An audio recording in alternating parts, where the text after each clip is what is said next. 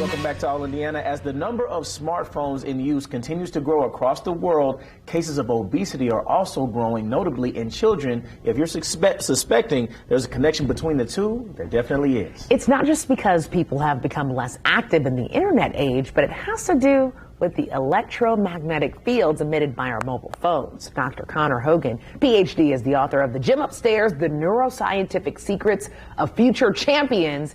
He's a neurosociopsychologist studying the mental processes of people, and we need to talk to him immediately. He's joining us now all the way from Galway, Ireland, to talk about some of these findings. Dr. Hogan, thank you so much for being here with us.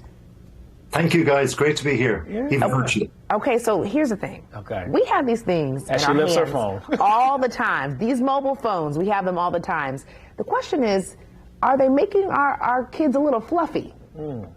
Well, the question is going to be larger, and it's going to be more defined and pronounced over the next 10 or 20 years, because we really won't know the real answer and outcome of that until that time has passed, because essentially the children that initially took up these mobile phones in the 90s and so on won't be becoming older, and their brains won't be aging until that. So what we do know from the research with regard to all of the things that are happening, not just the neuroscience, but also the research with regard to the technology, and what we know as lay people ourselves, is that for sure the technology will not regress, it'll only progress. And we as human beings, psychologically, we want the better thing now, faster, quicker, whatever we can do, a bigger or smaller phone, a phone that goes in our glasses or whatever else. So this particular study that I looked at is from a really respected university. It's called the University of Lübeck in Germany. And essentially, it's really interesting. They looked at how mobile phones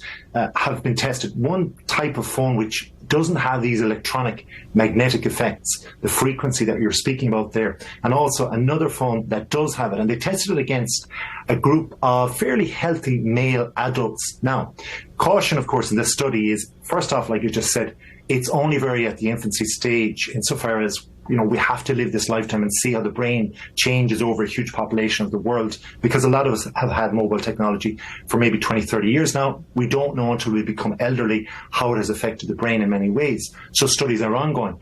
But this particular study is really interesting because, like you just said at the start, the alignment between obesity on one hand and also the mobile phone usage, both of them have increased. And you're wondering, well, hold on a second, are people just sitting down and eating more because of it? Or is there something deeper at play? So this particular research looked at these healthy young men, and there was 15 of these men. Now that's not, it's not an awful lot, so we have to be very cautious about the outcome of this study, but it's very interesting to progress and study more down the line of this.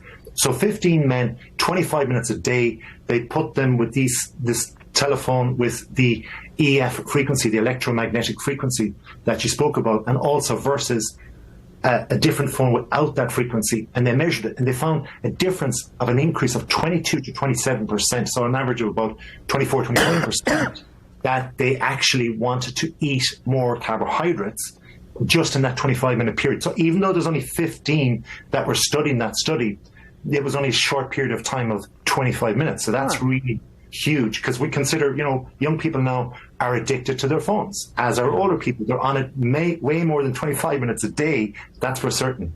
Really quickly, Dr. Hogan, do you feel like that's the biggest solution? I mean, is it exercise? Is it just kind of getting away from the phone? What do you feel like really quickly is the biggest solution that you have? So the solution is, very quickly, as a parent, as a leader, as a teacher, whatever else, a coach, you've got on one hand sugar. We know what happened with sugar in young people and obesity. And you've got also a mobile device. Your time spent and your amount of sugar taken. It's one versus the other. Give them the choice. Take the choice, but you can't have both, it seems, at the moment. That's what we're being told. All right. So much to learn and be excited about. Thank you so much. The book is The Gym Upstairs, The Neuroscientific Secrets of Future Champions. Dr. Connor Hogan, thank you so much for bringing this to our attention. Thank you for having me, guys. It's been a pleasure. Definitely. Switching